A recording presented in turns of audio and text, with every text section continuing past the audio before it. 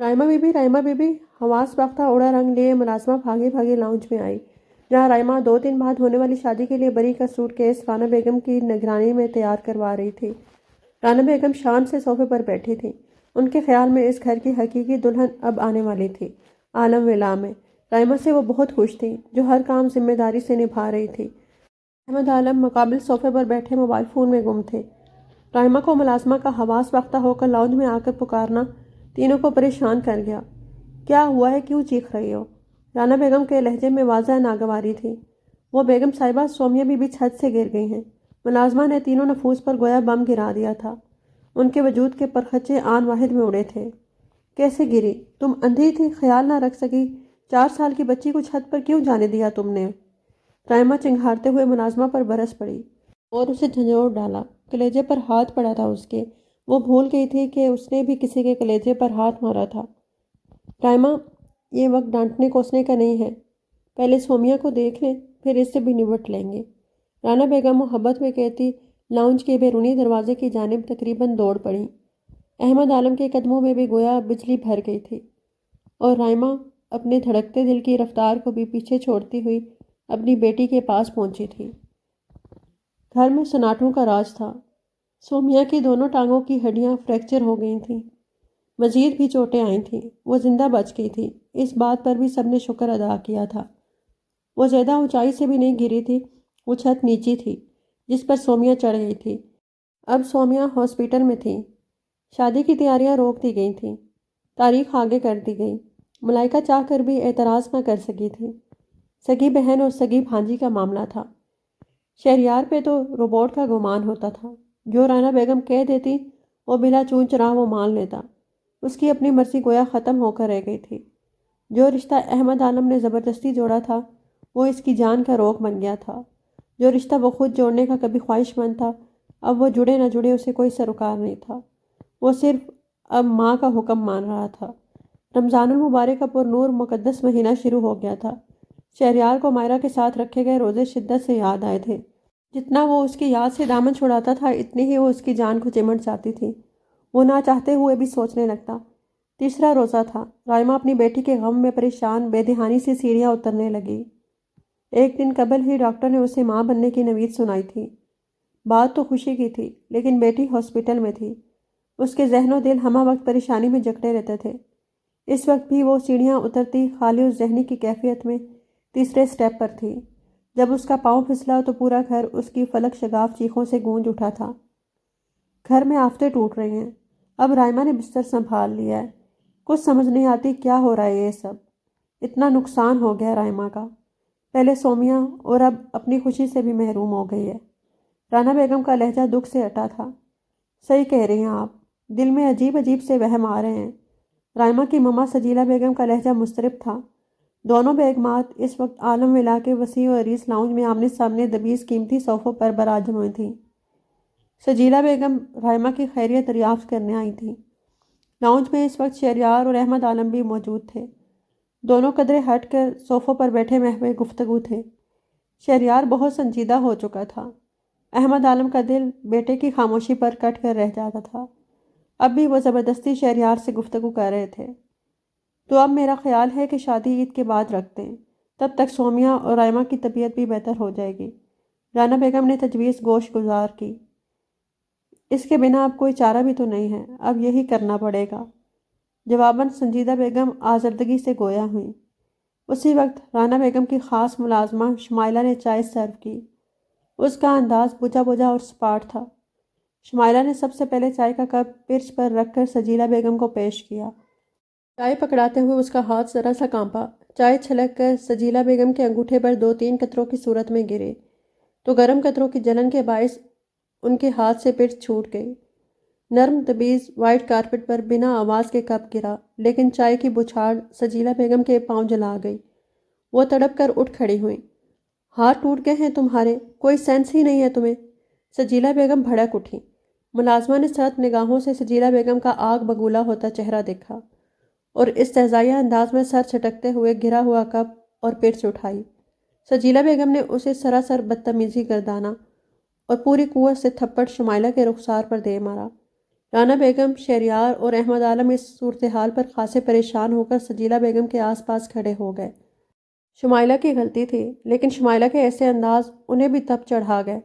سجیلہ بیگم مہمان اور سمدن تھیں اس گھر کی۔ شمائلہ کی اتنی جرأت، غصہ تینوں کے چہرے سے چھلکا۔ کیا بدتمیزی ہے شمائلہ، معزز مہمان ہیں ہماری۔ رانا بیگم گرجی، بیگم صاحبہ، جو کچھ اس معزز مہمان کی بیٹی آپ کی بہو مائرہ بی بی کے ساتھ کر چکی ہے، یہ تو بہت کم ہے جو ان لوگوں کے ساتھ ہو رہا ہے۔ شمائلہ کا لہجہ بے خوف و تنفر سے اٹا تھا۔ ضمیر کا بوجھ سہتے سہتے وہ تھک چکی تھی۔ 2 لاکھ لے کر اس نے ایک پاک دامن لڑکی پر تہمت لگوانے میں اس کی مدد کی تھی۔ ظالم کی مدد کرنے پر سزا تو اسے ملنی ہی تھی۔ 2 لاکھ سے وہ اپنے گھر کی حالت درست کرنا چاہتی تھی، لیکن اللہ تعالیٰ نے اس کے تندرست صحت مند بیٹے کی حالت بگاڑ کر رکھ دی تھی۔ وہ شدید خطرناک بیماری میں مبتلا ہوا۔ وہ 2 لاکھ اس کے بیٹے پر لگ گئے، بیماری ختم نہ ہوئی۔ اب وہ رائمہ بی بی اور رانا بیگم سے ادھار مانگتی تھی جو ملتا نہ تھا۔ ایک معصوم لڑکی اور اس کی ماں کی آہ اس کے ہنستے بستے گھر کا سکون کھا گئی تھی۔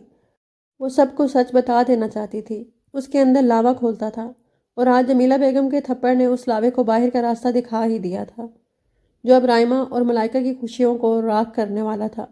رانا بیگم، شہریار اور احمد عالم نے چونک کر شمائلہ کے بے خوف اور سخت تاثرات سے اٹے چہرے کو دیکھا تھا۔ چونک تو سجیلہ بیگم بھی گئی تھی، اس لیے اپنی تکلیف بھلائے شمائلہ کو کھا جانے والی نگاہوں سے دیکھ رہی تھیں۔ گویا میں بھی تو سنوں، تم کون سا الزام لگاتی ہو میری بیٹی پر۔ اندر سے وہ لرز بھی گئی تھیں، کیونکہ وہ اپنی بیٹی رائمہ کے ساتھ ملی ہوئی تھی، لیکن ان کو یہ علم نہیں تھا کہ رائمہ نے ملازمہ کی مدد بھی حاصل کی ہے، وگرنہ وہ اسے تھپڑ مارنے کی فاش غلطی نہ کرتی۔ آپ کی بیٹی نے میری عاقبت بھی خراب کر دی، اپنی بہن کو شہریار صاحب سے بیاہنے کی خاطر، اور آپ تو اچھی طرح جانتی ہیں، آپ بھی تو اپنی بیٹیوں سے ملی ہوئی تھیں۔ شمائلہ نے رندے ہوئے لہجے میں لاؤنج میں موجود نفوس کی سماعتوں پر بم پھوڑا۔ ماں سوائے سجیلہ بیگم کے تینوں نفوس کے رنگ متغیر ہوئے۔ تینوں کی سوال کرتی نظریں سجیلہ بیگم کی جانب اٹھ گئیں، گویا سوال کر رہی ہوں کہ کیا یہ واقعی سچ ہے۔ سجیلہ بیگم کے تو کاٹو تو بدن میں لہو نہیں والا معاملہ ہو گیا۔ جب شادی ہونے والی ہے تو کم وقت نے بھانڈا پھوڑ دیا۔ یہ غریب لوگ بھی ناقابل اعتبار ہوتے ہیں۔ انہیں رائمہ پر تپ چڑھی، کیا ضرورت ہے اس ملازمہ سے مدد لینے کی، لیکن اپنی پوزیشن کلیئر کرنے کے لیے کچھ تو بولنا تھا۔ کبھی ایسی کیفیت اور صورتحال کا سامنا مائرہ کو بھی تھا، اس کی سنی نہ گئی تھی، لیکن آج سجیلہ بیگم تن کر گرجی تھی۔ بکواس بند کرو اپنی، نہ جانے کیا اول فول بکے جا رہی ہو۔ وہ لڑکی مائرہ، وہ تو تھی ہی بد کردار، پتہ نہیں تم ہم سے کون سی دشمنی نبھا رہی ہو۔ شہریار عالم کے ذہن میں دھماکے ہو رہے تھے۔ شمائلہ کبھی بھی اتنی بے خوف نہ تھی کہ سجیلہ بیگم پر الزام دھر دے، کہیں یہ سچ ہی تو نہیں کہہ رہی۔ یہی کیفیت رانا بیگم اور احمد عالم کی تھی۔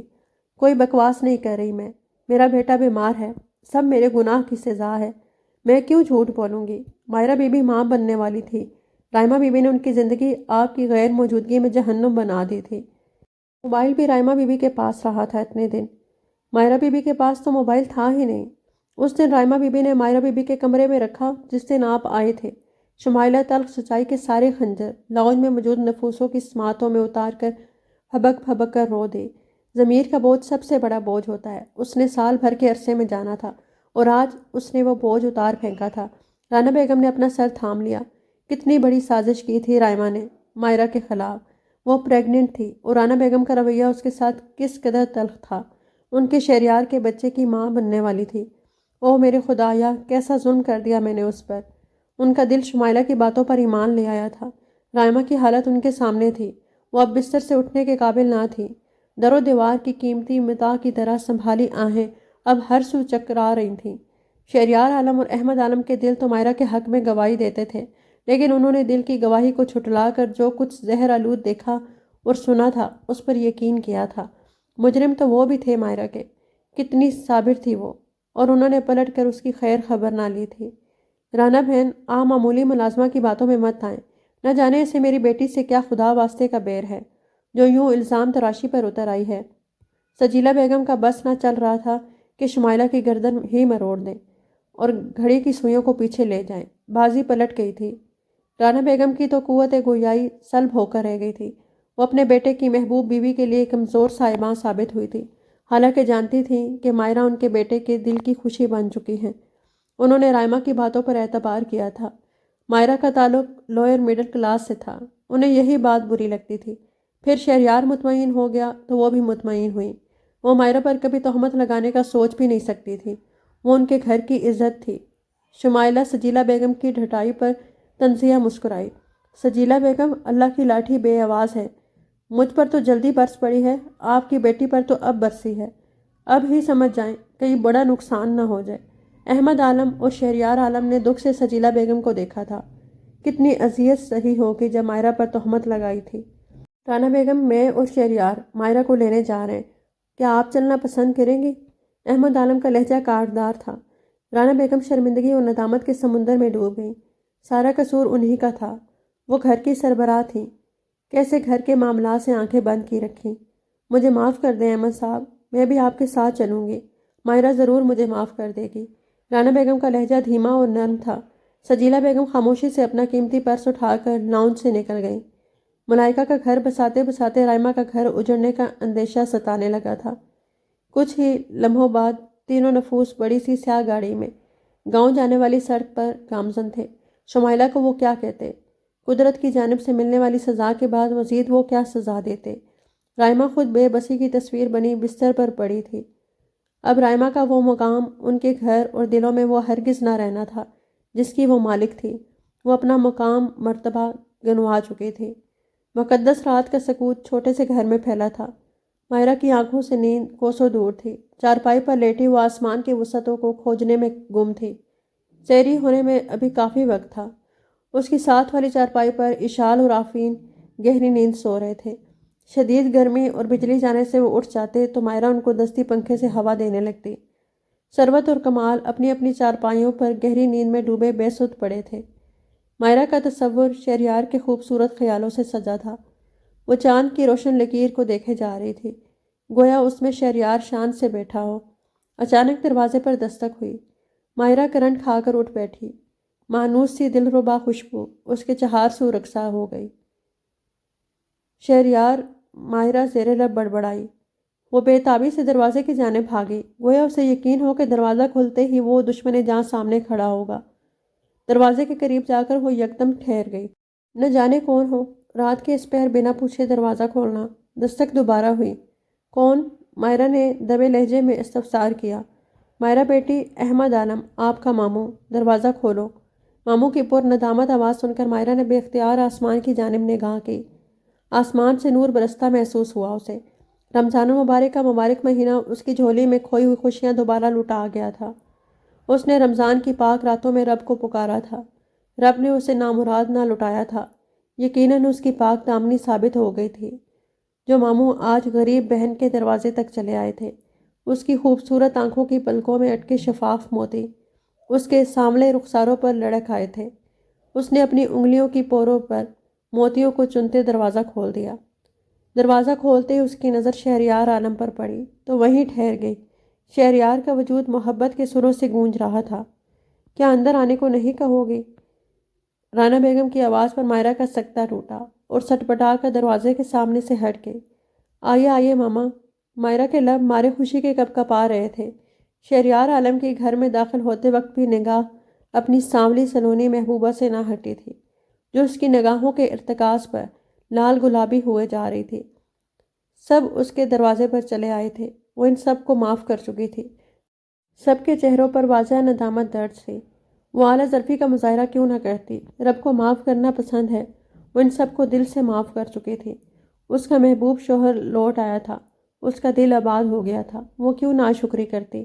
مائرہ نے ثروت اور کمال کو اٹھایا، وہ بھی سب کو اپنے قریب خانے پر دیکھ کر خوشی سے پاگل ہو گئے۔ جب احمد عالم اور رانا بیگم نے ان سے ہاتھ جوڑ کر معافی مانگی تو دونوں نے کھلے دل سے معاف کر دیا۔ جب مائرہ نے اشال کو رانا بیگم کی اور آفین کو احمد عالم کی گود میں دیا تو وہ دیوانہ وار اپنے پوتا پوتی کو پیار کرنے لگے۔ شہریار عالم کو پھر شرمندگی نے آ گھیرا۔ اس کے بچے مائرہ نے تنہا پالے تھے۔ کتنی عظیم تھی مائرہ! مائرہ اتنی شرمیلی تھی کہ شہریار اگر نظر بھر کر دیکھتا تو اپنی ہتھیلیوں میں منہ چھپا لیتی تھی۔ پھر بھی اس نے مائرہ کو بد کردار سمجھا۔ اس نے اس پل خود پر نفرین بھیجی تھی۔ آفین بالکل شہریار پر تھا۔ اشال ہو بہو دادی کی کاپی تھی۔ پورا خاندان اس وقت خوشیوں سے نہال تھا۔ سیری کر کے تینوں نے مائرہ اور بچوں کو لیا اور ثروت اور کمال کو اللہ حافظ کہہ کر شہر کو روانہ ہوئے۔ مجھے عبادت کرنی ہے، آپ آفین کو سنبھالیں۔ مائرہ سر پر دوپٹہ نماز کے انداز میں باندھ کر بیڈ پر لیٹے شہریار کو آفین پکڑاتے ہوئے بولی۔ آج تاک رات تھی، اشال اپنی دادوں کے پاس تھی، رانا بیگم کی تو اس میں جان تھی۔ جو حکم مادام۔ شہریار نے آفین کو پکڑا تو ساتھ ہی مائرہ کا بازو بھی کھینچ کر اسے بیڈ پر گرا دیا۔ کچھ خیال کریں، آفین دیکھ رہا ہے۔ مائرہ نے بیڈ سے اٹھنا چاہا۔ شہریار ہنسنے لگا اور اس کا کہکا جاندار تھا۔ اب آفین بھی دیکھے گا۔ کچھ خیال کرو مائرہ، 4 ماہ کا بچہ ہے آفین۔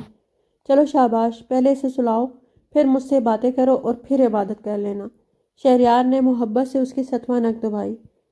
آپ تو میری ناک کے پیچھے ہی پڑ گئے ہیں، پھینی کر کے چھوڑیں گے۔ مائرہ نے مصنوعی نروٹھے پن سے کہتے آفین کو گود میں لے لیا اور اس کو ہولے ہولے تھپکیاں دینے لگی۔ ویسے تمہاری ناک پھینی کیسے لگے گی؟ شہریار شریر ہوا۔ آفین کی آنکھیں بند ہونے لگیں تو مائرہ نے ناز سے سر اٹھایا اور بولی، جیسی بھی لگوں گی آپ کی ہی رہوں گی۔ شہریار کی نگاہوں میں محبت کے دیپ سے جلنے لگے۔ مائرہ، مجھے تم سے بہت محبت ہے۔ مجھے یقین ہی نہیں آتا مجھے ایک بیوقوف سی لڑکی سے محبت ہو جائے گی۔ شہریار نے اس کے قریب ہوتے ہوئے گھمگیر لہجے میں اس کی سماعتوں میں فسوں پھونکا۔ جواباً مائرہ نے شکوے بھری نگاہوں سے شہریار کو دیکھا۔ یہ بے وقوف کس کو کہا ہے؟ زبان نے شکوہ اگل دیا۔ خود کو کہا ہے۔ تم تو ماشاءاللہ بہت عقل مند ہو، سیانی ہو۔ میری ہو اور پچھلی عید میری ہرگز اچھی نہیں گزری۔ اس عید پر تو میں تمہیں خوب گھماؤں گا پھراؤں گا۔ عید کے دوسرے دن ہم ناردرن ایریاز جائیں گے۔ پچھلی عید کی بھی کسر نکالنی ہے نا میں نے۔ شہریار عالم نے لہجے میں محبت سموئی۔ پچھلی عید میری بھی اچھی نہیں گزری۔ آپ جو نہیں تھے پاس۔ میری عید تو اب سے عید ہوگی جب میری زندگی، میری محبت میرے پاس ہوگی۔ مائرہ نے محبت کا بڑا پیارا اظہار کیا تھا۔ شہریار خوشی سے جھوم اٹھا تھا۔ وہ اس کی زندگی تھی، اس کے دم سے اس کی عید سعید ہوئی تھی۔ وہ دونوں خوشیوں کے پنگھوڑے میں جھولتے، محبت بھری باتوں میں ڈوبے تھے۔ رات لمحہ با لمحہ گزر رہی تھی۔ پھر رات کی پرنور ساعتوں نے دونوں کو رب کی عبادت میں مصروف دیکھا تھا۔ عید سعید کا دن ڈھیروں مسرتیں لیے طلوع ہوا۔ مائرہ نماز فجر کے بعد بچوں کو ریڈی کر کے لاؤنج میں لے گئی۔ وقار عالم، شہریار عالم اور احمد عالم عیدگاہ جانے کے لیے تیار کھڑے تھے۔ سب نے بچوں کو بے تحاشا پیار کیا۔ وقار عالم بھی بیوی کی سازش سے باخبر کر دیے گئے تھے۔ رائمہ سب سے منہ چھپاتی پھر رہی تھی۔ بظاہر اس کو کسی نے کچھ نہ کہا، لیکن نگاہوں کی کاٹ اس کے وجود کو کاٹ ڈالتی تھی۔ اب بھی وہ اپنی بیٹی کو لیے کمرے میں بند تھی۔ سومیہ کا علاج بھی جاری تھا، لیکن علاج گھر میں ہو رہا تھا اب۔ ماشاءاللہ اشال اور آفین کو نظر نہ لگے۔ شمائلہ، بچوں کی نظر اتار کر پیسے خود رکھ لینا۔ لاؤنج میں داخل ہوتی رانا بیگم نے اشال اور آفین کو دیکھ کر 1000 کے 2 نوٹ شمائلہ کو پکڑائے اور بچوں کو اپنے پاس صوفے پر بٹھا لیا۔ شمائلہ نے سرت سے نوٹ تھامے اور نظر اتار کر رکھ لیے۔ شہریار مائرہ کے قریب جا کھڑا ہوا۔ اب آپ کی بھی نظر اتار دوں؟ نظر لگ جانے کی حد تک پیاری لگ رہی ہو۔ مائرہ نے حیرت سے پہلے شہریار کو اور پھر خود کو دیکھا۔ کیا مطلب ہے آپ کا؟ میں تو ابھی تیار ہی نہیں ہوئی۔ اوہو، واقعی میں نے تعریف خواہ کر دی۔ شہریار کے لہجے میں مصنوعی خفگی جھلکی۔ او، تو آپ ناراض ہو گئے۔ آپ نماز پڑھ کر واپس آئیں، آپ تعریف کرنے پر مجبور ہو جائیں گے۔ جواباً مائرہ دھیمی آواز میں چہکی۔ شہریار کے لبوں پر مسکان بکھر گئی۔ چلو دیکھ لیں گے۔ وہ احمد عالم اور وقار عالم کے پیچھے جاتے ہوئے قدرے جھک کر بولا۔ جواباً مائرہ خاموشی سے اسے لاؤنج سے نکلتا دیکھتی رہی۔ اس کی شوخیاں، اعتماد سب لوٹ آیا تھا۔ وہ گنگناتی ہوئی اپنے کمرے میں چلی گئی۔ آج وہ بے حد حسین لگنا چاہتی تھی۔ ریڈ کرتی جس کے گلے، دامن اور سلیوز پر گولڈن امبرائڈری سے مزین پٹی دلکش انداز میں لگی تھی۔ یلو کلر کا شرارہ جس پر گولڈن تلے کے ربن سے سجاوٹ کی گئی تھی۔ ریڈ دوپٹے کے 4 اطراف گولڈن امبرائڈری تھی۔ یہ لباس شہریار بطور خاص مائرہ کے لیے عید پر پہننے کے لیے لایا تھا۔ مائرہ نے لباس زیب کر کے اس کی مناسبت سے میک اپ کیا۔ ملازمہ نے اس کے گھنے آبشار بالوں کا خوبصورت سٹائل بنا دیا۔ مائرہ پر مغلیہ شہزادی کا گمان ہوتا تھا۔ ملازمہ نے دل کھول کر تعریف کی۔ مائرہ رانا بیگم سے بھی مل آئی۔ انہوں نے بے ساختہ ماشاءاللہ کہہ کر اس کی پیشانی چومی تھی۔ مائرہ نے صبر کیا تھا تکلیف پر، بدلے میں اسے سب کی دگنی محبتیں ملی تھیں۔ وہ رائمہ اور سومیا سے بھی کمرے میں ملنے گئی تھی۔ رائمہ نے اسے دیکھتے ہی منہ پھیر لیا تھا۔ ملائکہ بھی شدید صدمے میں تھی، اور وہی تو تھی اسے سب کی نظروں سے گرانے والی۔ وہ ابھی بھی نہ سمجھی تھی۔ مائرہ کا دل صاف تھا۔ وہ مل کر اپنے کمرے میں آ گئی۔ اب اسے شہریار عالم کا شدت سے انتظار تھا۔ بالآخر انتظار کی صبر آزما گھڑیاں ختم ہوئیں۔ جو ہی شہریار عالم کے قدم کمرے میں داخل ہوئے، مائرہ کا دل نئی نویلی دلہن کی مانند دھڑکا۔ شہریار چھوٹے چھوٹے قدم اٹھاتا مائرہ کے قریب جا کھڑا ہوا اور اس کا حنائی ہاتھ تھام لیا۔ کلائی میں پڑی چوڑیوں نے جلت رنگ سا بجھا دیا۔ مائرہ کا دل معمول کی رفتار سے زیادہ دھڑکنے لگا۔ مائرہ، شہریار نے اس کی سماعتوں پر فسوں پھونکا۔ مائرہ مسحور ہوئی اور گھریری پلکوں کے چلمن اٹھا کر وجیہہ شاندار خوبصورتی کے پیک کر شہریار کو دیکھا۔ وہ ذرا تھی تو شہریار آفتاب تھا۔ اللہ نے ذرے کو آفتاب سے ملا دیا تھا۔ شہریار عالم کی آنکھوں میں چمکتے محبت کے جھلملاتے ستارے دیکھ کر اس نے بے ساختہ رب کا شکر ادا کیا تھا، جس نے اس کی محبت، اس کا شہریار لوٹا دیا تھا۔ جب میں نے تمہیں پہلی بار اپنے کمرے میں دیکھا تھا، تب تمہارا وجود مجھے زہر سے بھی بدتر لگا تھا۔ پھر اللہ نے میرا دل تمہاری محبت سے بھر دیا۔ تم میری زندگی بن گئی۔ پھر تم جدا ہوئی تو مجھے لگا گویا میری زندگی مجھ سے روٹ گئی ہو۔